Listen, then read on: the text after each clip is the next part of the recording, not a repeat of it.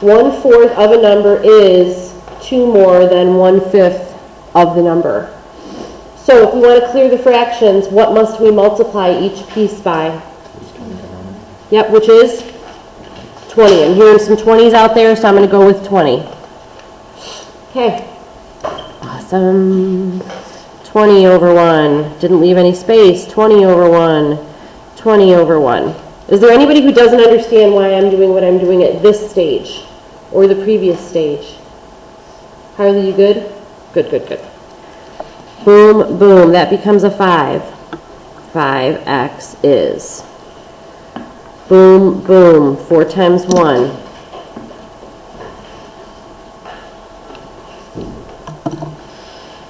In effect, guys, what we've done is created an equivalent equation by renaming everything. Okay? You know how when you do 1/2 and you change it to 2/4? These are equivalent. And how do I know that? Well, because you multiplied both pieces by the exact same item, so it creates the same basic relationship.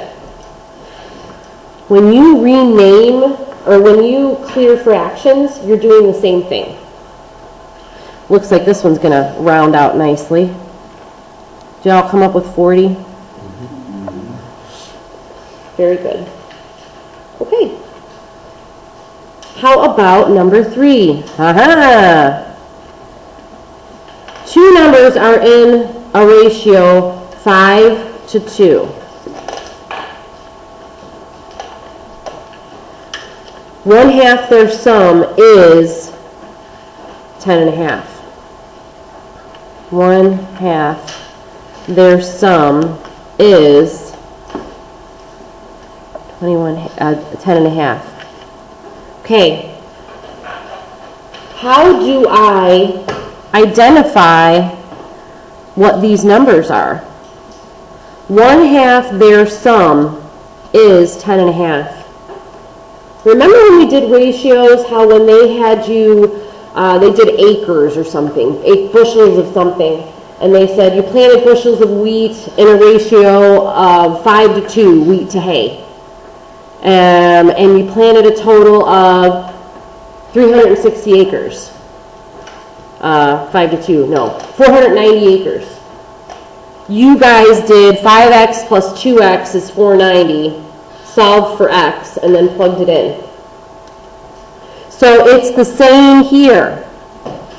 When you have an unknown and you're utilizing a ratio, what that's saying is the effect of the coefficient causes the numbers to be in the ratio required. Like if I said, well, x is 1, Mrs. Myers. Okay, 5 times 1 is 5, 2 times 1 is 2. Are those 2 numbers in a 5 to 2 ratio? Yeah. Well, x is 2, Mrs. Myers. Does it work if x is 2? You bet it does. 10 to 4. That works. But in any case, now that we've identified how to name our numbers, we can go from there. Okay? So the question reads, this is again number 3 on page 300. 2 numbers are in a ratio 5 to 2. 1/2 of their sum is 10.5. Find the numbers. Now, you might think to yourself, well, let's combine these. 7x, 1/2 of 7. No, no, no. We're still clearing fractions. And lucky for us, 2 and 2 share a common denominator of 2. Yep. 2. 2. Okay.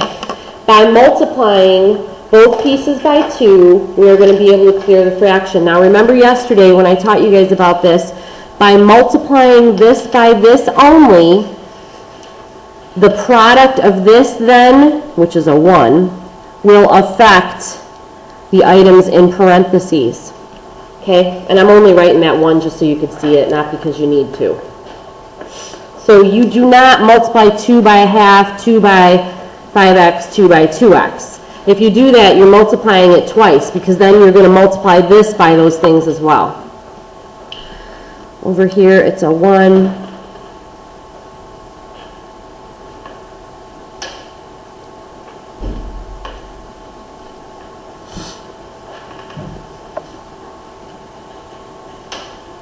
Well, that ain't right. What did I do here? 1/2. Two numbers are in it. 1/2 their sum is 10 times 2 is 20. 21 halves. 2. All right, 1/2 their sum is 10.5. 7x is 21. Oh my word, guys. Sorry, I'm spacing out. Okay, so if x is 3, what are the numbers? How'd you figure that out?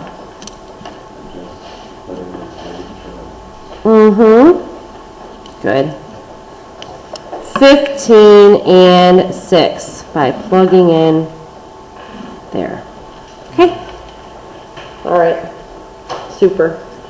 Sorry, somewhere I thought I made a mistake, but it was great. Worked out fine. All right. Any questions on this ratio business? If they say two numbers are in a ratio of 5 to 2, then you know somehow you're probably going to have to solve for the numbers. Attaching a variable will allow you to do that. Okay. This is going to be fun.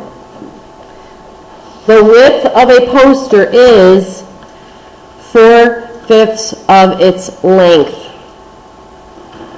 And it takes 36 feet of framing to frame the poster. Find the dimensions of the poster. Wow. Okay. When they say it takes 36 feet to frame it, they're telling you perimeter, aren't they? So that means the width is 4/5 of its length. So if the length is length and the width is 4/5 length, have I identified the components correctly? Okay. And the sum of 4/5 L and L equals 36 feet. Would you agree with me? Okay. Well, let's put that into something useful. So if I combine these, I have 8/5 L, right? And if I combine these, L and L, that's 2L, but just to kind of work with it as a fraction, I'll make it 10/5 L. Okay, so L plus L is 2L, but to keep with the fractional theme, I'm going to do that. So the widths are combined here, the lengths are combined here. And don't worry, I'm going to clear these fractions here in a minute. All of that must equal, what was the length? 36 feet. You want to clear the fractions with me? Common denominator of 5, 5, and 1? 5.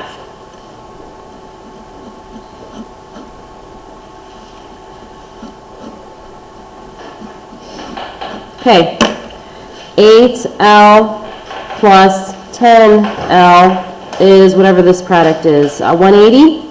6 times 5 is 30, 0, carry the 3, 180. 18L is 180. So L is what, 10? Well, all that tells me is L. That's great. If L is 10, what's W? What'd you guys say? 8 is right. Okay, how are we doing so far? Maybe. You okay? Yeah. That's 5. 2 more.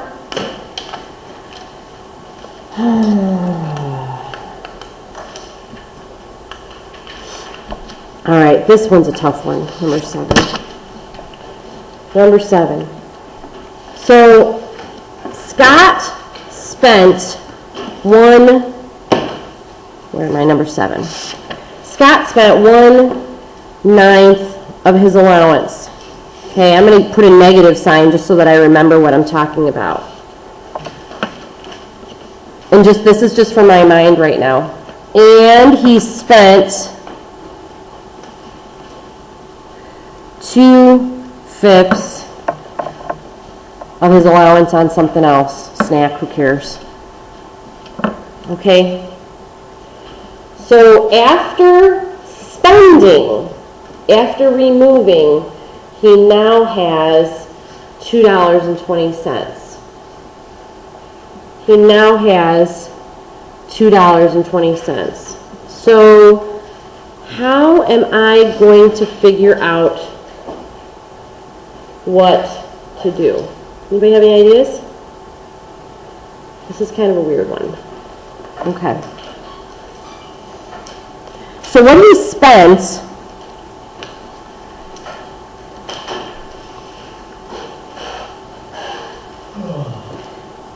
is equivalent to his allowance. Hold on, I gotta think in my mind. Minus $2. Yes, sir. It's $2.50. It's what? 2/5. Thank you. So he didn't spend all of it. Okay, he still has $2.20 left. So what he spent is equivalent to his allowance minus $2.20. So like if he had $12, right? He spent whatever the $8 was. I can see that. Least common denominator is this going to be 45? Yeah, we're going to have to deal with 45. What is it? It's not a least common denominator. What is that? It's your Lowest common denominator. That is? 5, 4, yep. 45 times x, 45 over 1 times negative 220. Okay. Let's multiply. 5x plus 18x is equivalent to 45x minus, anybody want to give me 220 times 45? It's 99? 90. I'd rather have it for sure. It's 99. Is it $99? 1/5 of 45 is... Did you guys come up with that? Is that true? Is his arithmetic right? Okay. Sorry, no offense. Okay, combine 23x is equivalent to 45x minus 99. Now, these all look kind of weird, so we're going to be hopeful here. Let's subtract 23 over and add 99 over.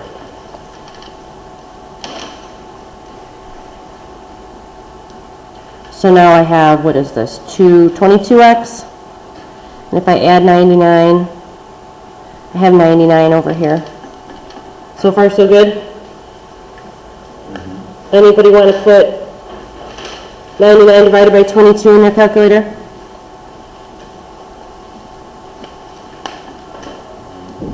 Okay. All that work to find out that his allowance is $4.50. I'm not sure his allowance is worth it, huh? So go back to this, read it again.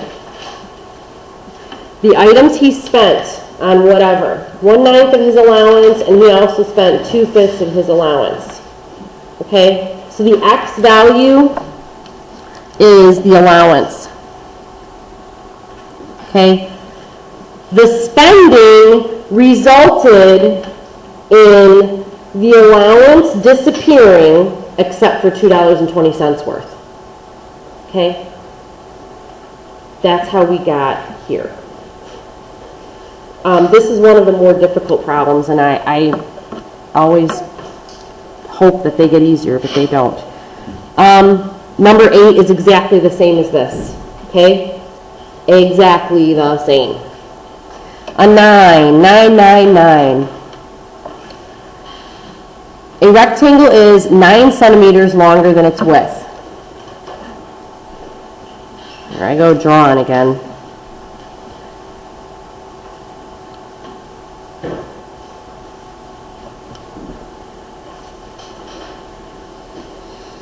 I'm assuming they mean length there. A rectangle's length. Notice that word's not there though. That's weird. A rectangle, okay, they mean length by saying longer. 9 centimeters longer than it is wide. Okay, now I can see it. So W plus 9. the width is also 1/7 of the perimeter. So this is also equal to 1/7 of the perimeter. Holy cow. Whew. The width is 1/7 of the perimeter.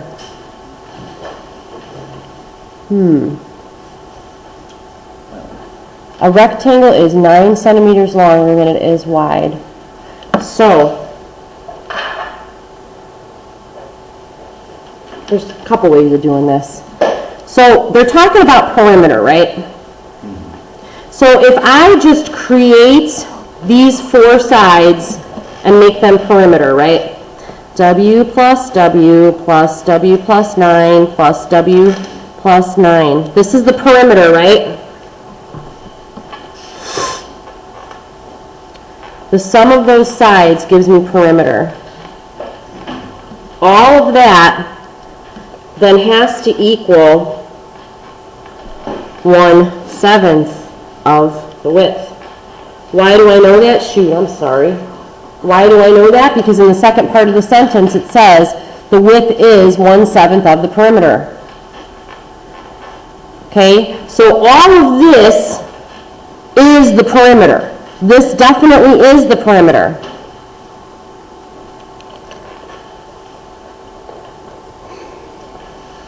Well, then it can't equal 1/7 of the perimeter, can it? 1/7 width.